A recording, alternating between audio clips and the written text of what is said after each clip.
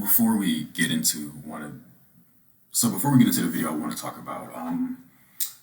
about this real quick first, and this is going to be one of many if Republicans do not start voting.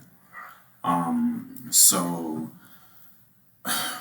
in Nebraska, which has obviously been a red state, they just won. Well, they just flipped a mayor seat.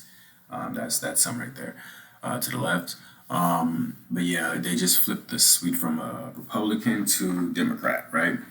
And these are what's going to cost us, right? Omaha is the biggest city in Nebraska.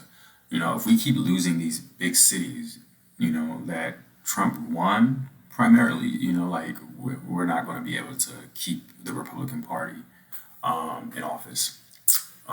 So this should be a wake-up call to all of you at the state, local level. Make sure you're voting. Make sure you're getting out there. Make sure you're getting your kids out there. Make sure your grandparents, your friends, your uncle, your nieces, your nephews, your brothers, your sisters, everyone. Get out there and make sure you vote. Okay, get involved and make sure you don't even have to get involved. Just vote. All right, just make sure you vote though with common sense. Okay, vote with common sense. Not every Republican out there is probably going to be the best pick as a Republican, but for the most part, if we want to keep Trump in office, if we want to make sure that we can pass all these bills and make sure that he can push everything that he promised through without having any setbacks, make sure you go vote. Okay, and now I'm about to get into the next video. That honestly, it upset me a lot. I don't understand how people can really just speak about the president really on national TV, on news channel, like I understand freedom of speech, but just the disrespect is just crazy. So I'm about to talk about something I feel a little oogie talking about because it seems personal.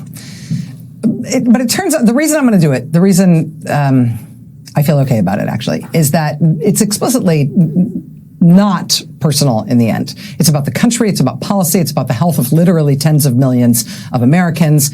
It does start in a kind of personal place. So again, slight oog factor here, but work with me. Here it is.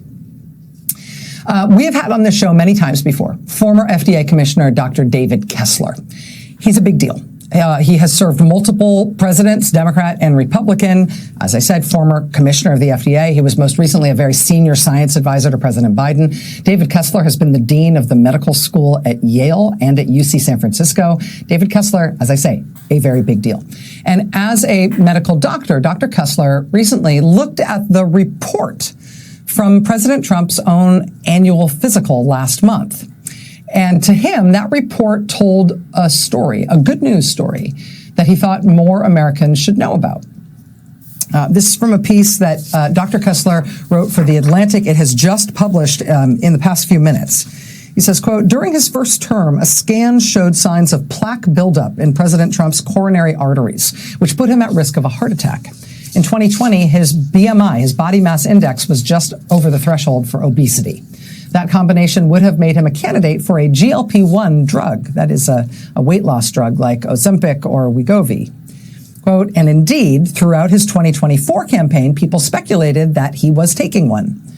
Then, last month, Trump's latest physical showed that he had dropped 20 pounds, which moved him from obese to overweight.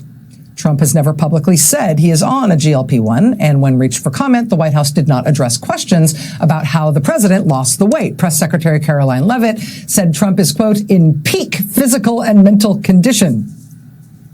I'll tell you, we also reached out to the White House for comment. We got that exact same response about what a brilliant specimen of man he is. But Dr. Kessler... Yeah, bullshit, right? Bullshit. Like, so you're telling me, right?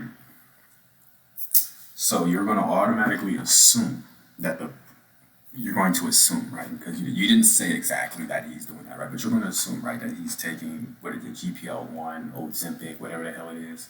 I just don't like how she's disrespecting the president. Like she's automatically assuming that he's taking Ozempic, that he's taking some type of weight loss drug, because he's healthier. because he's lost 20 pounds? Like, do you remember that the president doesn't drink? He's never smoked. He's never done any type of alcohol or drug, right? Right. So I find it hard to believe, that it would be hard for him to be able to work off a little weight. Yeah, he's older. I get that. But I doubt that. I mean, he is wealthy. He has, I'm sure he has, like the right team to make sure he's good to go. And I don't think there's anything wrong with that. If you have the money to be able to pay for good services, then yeah, you should be able to do that, right? Right, if I want to go get a tattoo and I want to pay $800 for this tattoo because it looks nice, right, I should be able to do that. If I want to go pay $500 for a gym membership, right, because I like the gym and I like the equipment, then I can go do that because I can afford it, right? Goes on to say this, quote, the most revealing aspect of the president's medical report was the list of drugs he is taking, which includes a combination that amounts to what doctors call intensive lipid-lowering therapy, a treatment usually reserved for patients who are at significant risk of cardiac disease. That drug regimen seems to be working. His LDL, the bad cholesterol, has dropped dramatically in recent years. So what Dr. David Kessler says... So that's good though, right? That's what we want, right? To me, it seems like, okay, he had health issues, he got treatment, and he's doing better. Where's the issue? Like, how the hell can you get on a network and talk shit about a man, the president, who's taking care of himself? As he sees in President Trump's medical report, is a success story. Success against conditions that tens of millions of Americans struggle with, namely obesity and cardiac disease. And that success, that... Yes, they struggle with it. They do. You want to know why? Because people are pushing all this bullshit in them. Y'all got people out here believing that they can't buy regular food. You feel me? Like, you got people out here thinking that it's cheaper to buy out and go out to eat than it is to have food at home and cook. Okay, so I think the fact that you're blaming other people's obesity and the high cholesterol on Trump is bullshit. Progress in the president's own health report appears to be largely thanks to medical science. The president is on these two cholesterol-lowering... Like, when the hell has he been against medicine or medical science? That's what I don't understand. Like, in the left, they push this stupid ideology, to trick people. Like, it's like no one has. Even RFK, right? He even said himself, yes. There are some drugs. There are some medicines. There are some shots, that, hey, I don't agree with, that I don't think that we should be taking. That does not mean that we should stop taking everything and we should just disregard science in general. No. And I hate that people on the left are pushing that out like Republicans or conservatives or far right, or whatever, or like pushing for no medicine, no vaccines. Like come on, man. Okay? Like, use common sense, be in the middle. There are some are good, some are not. Drugs, this intensive lipid-lowering therapy for people at risk of cardiac disease, that treatment really appears to be working for him. We do not know if the president's documented weight loss is thanks to Ozempic or Wegovy or any similar drug. Certainly no shame if it is. Any such drug is not listed in his medical report. The White House will not say one way or the other when they are asked. And I know I said this was a little oogie to talk about because this feels personal, but the point of this is not necessarily the president's personal health. The point here is that the president of the United States appears to be improving his own health through access to great medical care and great medical science. That's what he gets. Simultaneously, his administration is doing so much to hurt regular Americans' opportunity to achieve those same good health outcomes the same way.